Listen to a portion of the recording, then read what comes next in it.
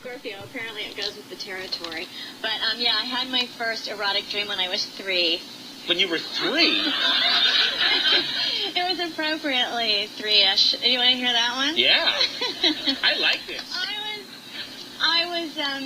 There was a witch, and she put me in an oven, and she was going to cook me and then take me out and eat me, and I was like, oh, yeah, cook me. Cook me in the oven. Good Lord. Wow. This is when you were 3? Totally turned on by it. And then it was a recurring dream. Like, I kept having it until I was like 6 or 7. One of them was Ebb Tide on side A, and then the B side was the stripper, you know, da-da-da. Yeah. Da-da-da. And I thought that was genius. And there was this girl down the street that wanted to be a Playboy bunny, so I figured, well, we'll team up. And I had one... What kind of neighborhood is this? Where was Mr. Rogers this whole time? That's why it's in Oklahoma City. It's in those towns where there's nothing to do that these crazy things happen. Uh-huh. And I had this shocking pink boa that my mom had bought me. And so my friend and I would take turns like stripping, and it got to the point where we were literally stark naked, like you know, crazy, like third grade. To the music. To the music, really loud. And at one point, this is how it all came crashing to a halt. Was my mom walked in, and she was like, I don't think so. I think this is stopping now. I think not. Wow. And I was a total lesbo when I was a little. Every time I would have a little girl over to spend the night, I'd be like, let me tickle your back. I'd be trying to tickle some other my things. God. Yeah, total lesbo, complete This is incredible. Yeah. What a childhood. And then I couldn't do it. I was so prudy. I don't know what happened, because I used to be a big slut. But...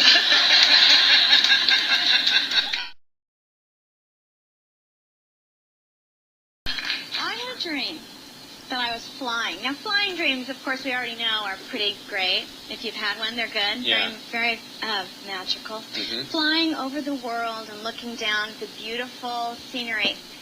And I was having an orgasm at the same time. It's sexy when you say that. Are you attracted to men in red capes? That's why I couldn't think of my pet peeve because I'm so distracted. I'm sorry. I mean, the truth comes out. Good answer. Is this the missus? No, it's not. I thought it was. Excellent. Too. Yeah. We'll be back with more Men in Mullally right after this. What's Karen like? Secretary of the Treasury. Accidentally coming into my dressing room, changing. And I was having an orgasm the whole time.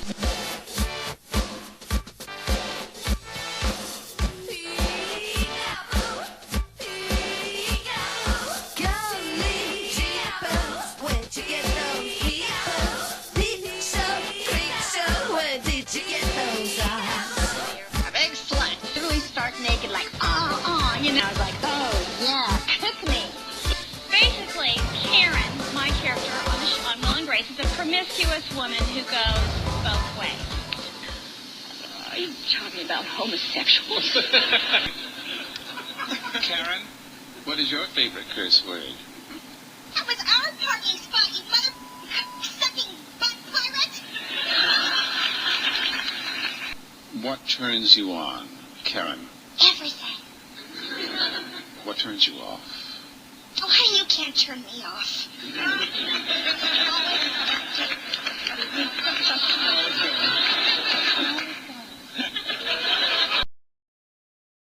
I don't think he realized that it was in that area until a little bit later. Mm-hmm. And so then he found out that it was, and I said, get your skanky diseased penis away from me. Everything's fine, but he went in, and he's being prepped by the nurse, female nurse. And she has his penis in her hand, and she's shaving him. And she's like, you're on Will and Grace. And he's like, yeah. And then she goes, what's Karen like?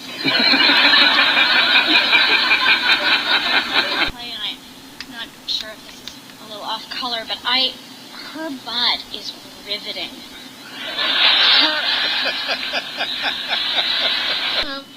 I I noticed since I got my ears pierced that the middle part of my ear, when they give a massage and they do that, I really like it. And so I actually requested it. Is it sensual at all? Is it like kind of a little more? Yeah, it might be a little bit now. And I never noticed it before, and so I kind of requested it. I'm getting in that.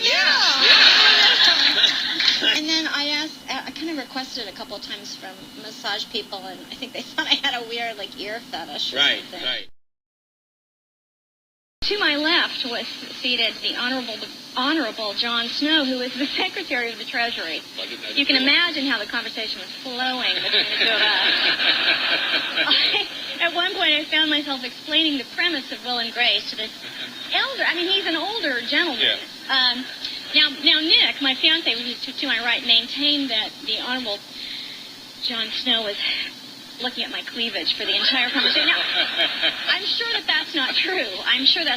But Yeah. I had to explain the premise of Will and Grace, and I sort of fumbled through something, and there was a pause, and he said, "Are you talking about homosexuals?" Yeah, I sure am. So there you go. Yeah. So, another recruit.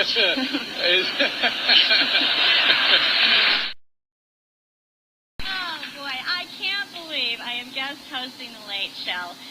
Oh, finally, sleeping with Dave has paid off. It's been a while.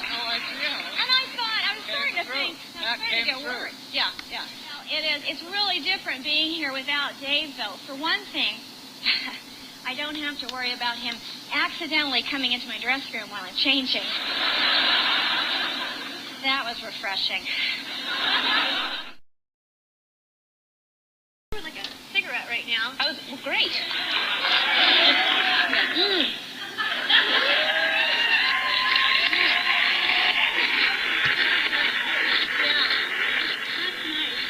It's convenient that you have it right there. And it tastes so much better when it comes out that way. Yeah, it really does. Yeah. It's classy all the way around. Yeah.